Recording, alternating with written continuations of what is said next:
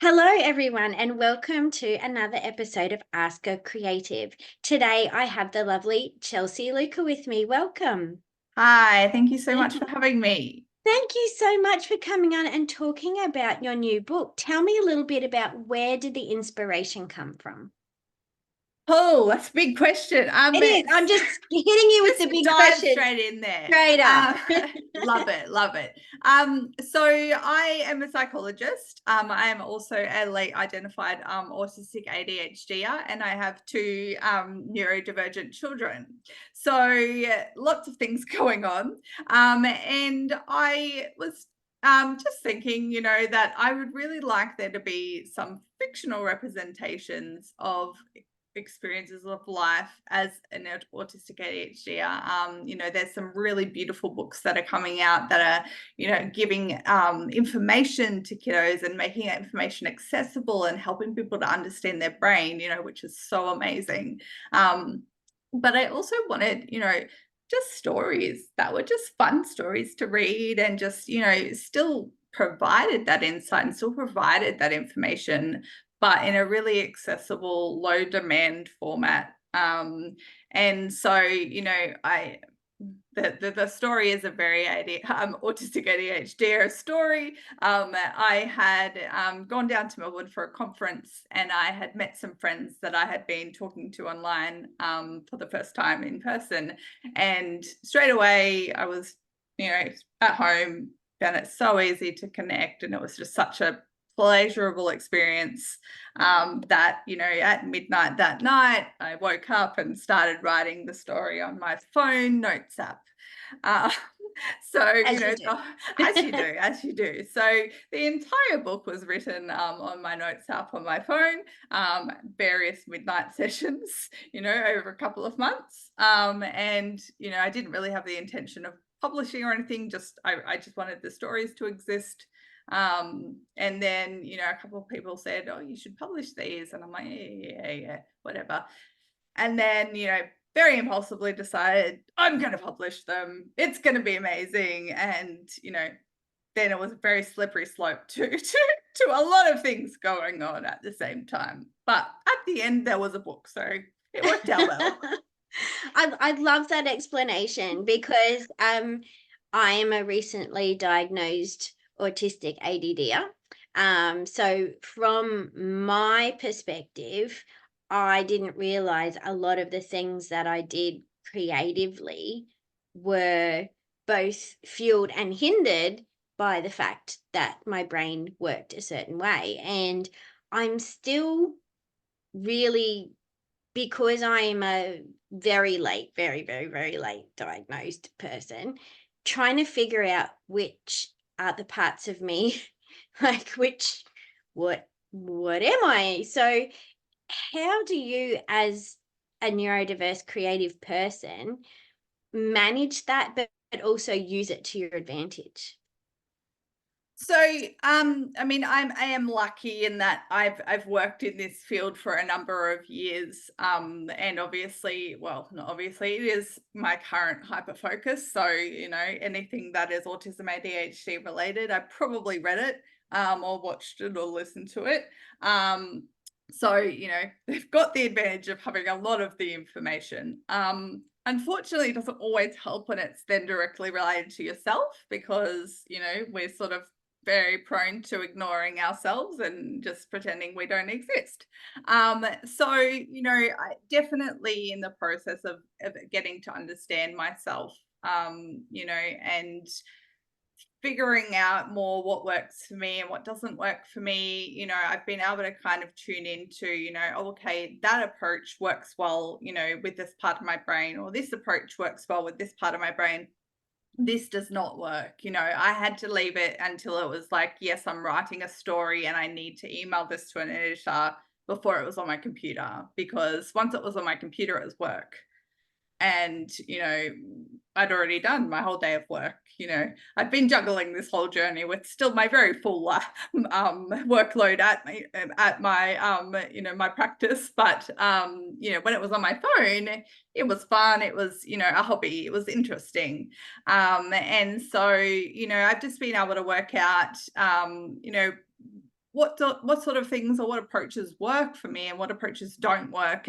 And one of the skills that I have, which I believe is very likely one of the adaptive mechanisms of surviving a world that's not super built for my brain, is that I'm really good at delegating. So I'm really good at identifying what I'm not good at, or what takes me longer to do, and finding better people to do those tasks. So, as an example, I have aphantasia, so I can't see any images at all in my brain.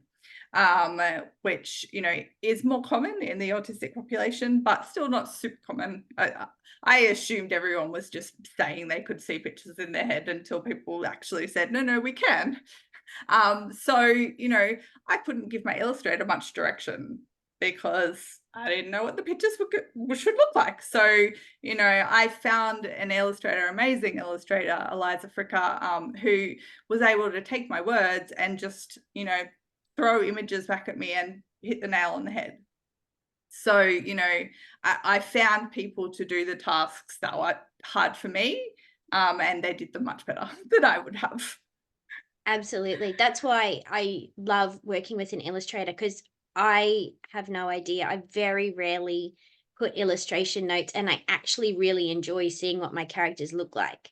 Like when I did Glitch, I didn't even say what sort of bugs they were. They were just bugs. Yeah. And seeing the illustrator do that, like they're rock stars. They're Uh, amazing. uh, How do they do that? when I got my first chapter back, I was like, "Oh my goodness, this is so exciting!" Because I'd never seen the images of what what I imagined the book would be, and so to me, it was my first time of seeing the stories and going, this is just exactly what I would have imagined if I saw things in my brain. And again, I was so fortunate to have that really great connection with my illustrator, who just was able to easily understand what I was communicating. So yeah, I think I've been so lucky in the supports that I've had, throughout the process to help with those bits that are a bit harder.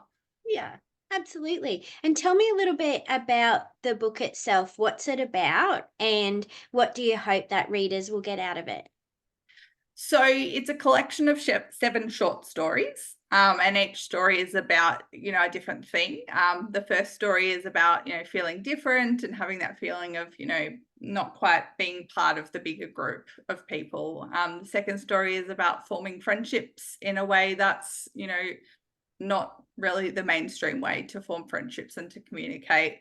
There's a story about masking. There's stories about emotional regulation and how emotions, can be experienced as really intense and really, challenging to manage. There's a story about autistic burnout and, capacity, managing your capacity on a day-to-day basis. And the last story is a story about finding it hard to fall asleep, because that's something that many people struggle with and feel quite alone in. So, I just wanted to, because so much of our experiences are internal, that we don't know that not everybody else has those experiences. And so we feel really alone, I think, a lot of the time when we don't kind of follow the status quo. And so, I wanted people to be able to have stories that they read and they go, hang on, like this is what I feel like, and this is what I do, and this is how things are for me. Hang on, if someone's written that, it must not just be me. There must be other people out there that are actually experiencing that. And for the people that don't have an autistic or ADHD neurotype, I wanted them to have insight into, some of these just everyday experiences from a light that's not pathologized, from a light that's just, this is just a different way of experiencing. And, how can we support, without having that knowledge? Whereas if we have the knowledge, we can look at it and go, like, of course you're wiped when you're coming home from school. This is what you're experiencing on a school day. Like, how could you not be exhausted? So now I can approach that not in a pathologizing way and just say, just chill, just, recharge in the afternoon, because I can see you're using all your energy in the day. Yeah. And what age group is this aimed at? Reading age, I would say between 6 and 12. But there's no adult themes in the book. You know, there are some things that, you know, younger audiences might not immediately connect with, but there's certainly not anything that should, you know, be overly concerning for them. But certainly most of my initial readers were adults, and they all, That's you what I was know, thinking, like, I need to read this book. yeah, so they all, you know, I've had people message me and say, you know, I just cried, and I just, you know, I really felt, you know, for my inner child, and I really felt for that little me, you know, who went through all this stuff without knowing anything. And, you know, I think that, you know, some of the stories can be quite healing, and they were quite healing for me to write as well, you know, in terms of, I wish I'd read that. I wish I'd had, you know, exposure to this sort of stuff growing up. And I wish that I'd felt that other people understood what I was going through. Yeah, So I so connect with that. That just is huge resonation station for me. That's yeah, amazing. yeah, Um, and I guess with the strong genetic, um, the genetics of neurodiversity, most of the time the parent reading to the child will be going, hang "You're on. This is all sounding a bit talking about familiar. me. Yes. Are they talking about me?" So Yes. I love that it's something for the younger age groups that parents can be reading it to them, Yeah. and then identifying things with themselves and maybe finding that common bond as well. Yeah. And yeah, so Yeah. much healing to come from Yeah. this beautiful book. Yeah, How and that was, you know, that was really intentional, is that I'm like, you know, sometimes as adults we, you know, find it really confronting to, you know, approach those sort of things, but I really wanted this to be really low demand and really, you know, just gently introducing some ideas. And then at the end I've actually written a discussion guide that like parents or teachers or therapists, you know, could draw from to be able to ask, you know, their children, or, you know, people that they're supporting, you know, what did you take away from this, you know, in a way that's hopefully, you know, curious and not judgmental, and not, you know, giving them some words, you know, because I just sometimes they're realized really hard. I haven't asked you the title of the book. Do you have a copy of it I there? do have a copy right here. Oh yeah, we're talking about this. Oh, So it's Square Me Round World, Stories of Growing Up in a World Not Built for You. And it's, you know, oh, absolutely stunning imagery, stunning illustrations.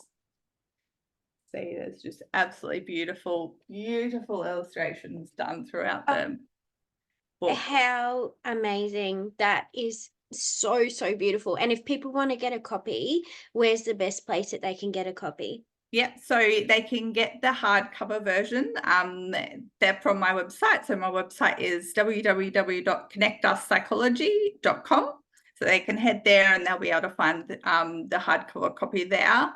For any international people, because shipping is not very friendly, Ridiculous. Yeah. there is a paperback version that's available on places like Amazon or Barnes and Noble or those sort of places as well.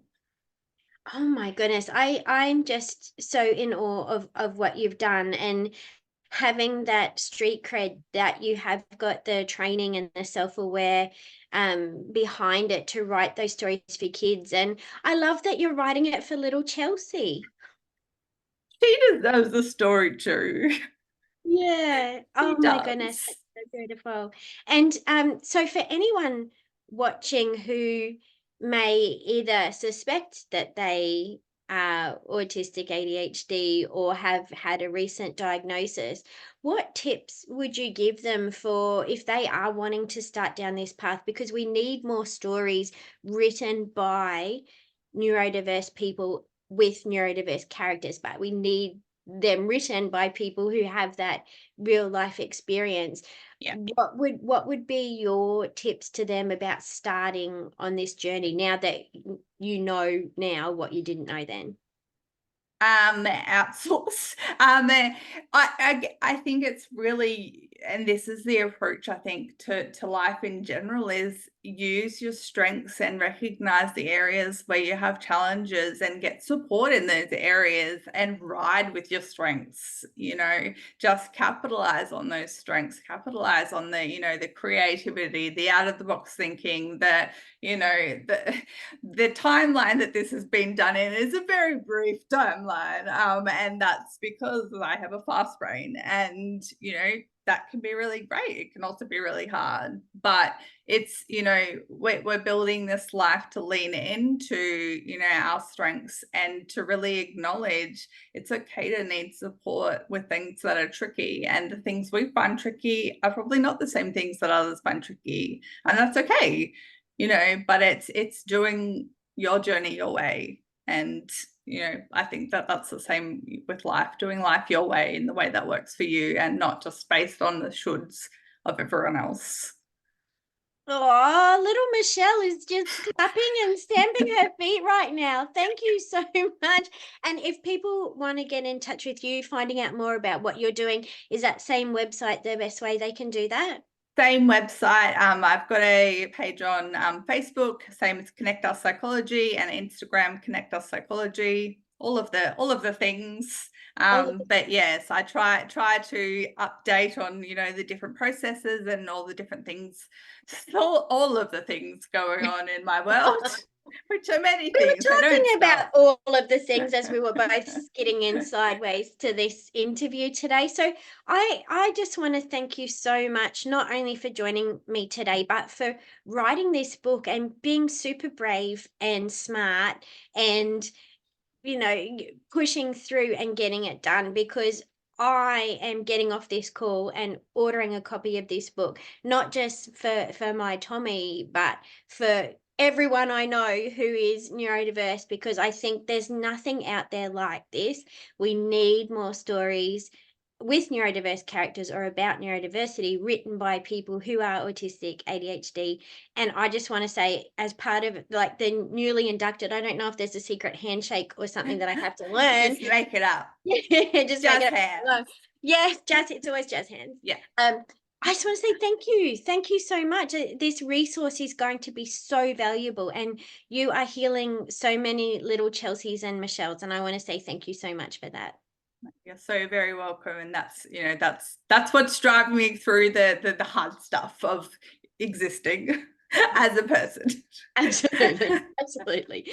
Thank you so much, Chelsea. And if you want to get in contact with Chelsea and buy a copy of her beautiful book for yourself or someone else who would really benefit from reading it, I'm going to put a link to all of her socials in the comments. And if you want to contact her, please reach out. And I really think this is something that is the start of a new era where we're entering our jazz hands secret club era. Best era there is. Best era. So thank you so much for joining me. I really appreciate it. Thank you for having me. It's been awesome. Thank you so much. And if you would like to hear more creative stories, make sure that you join us again for Ask a Creative.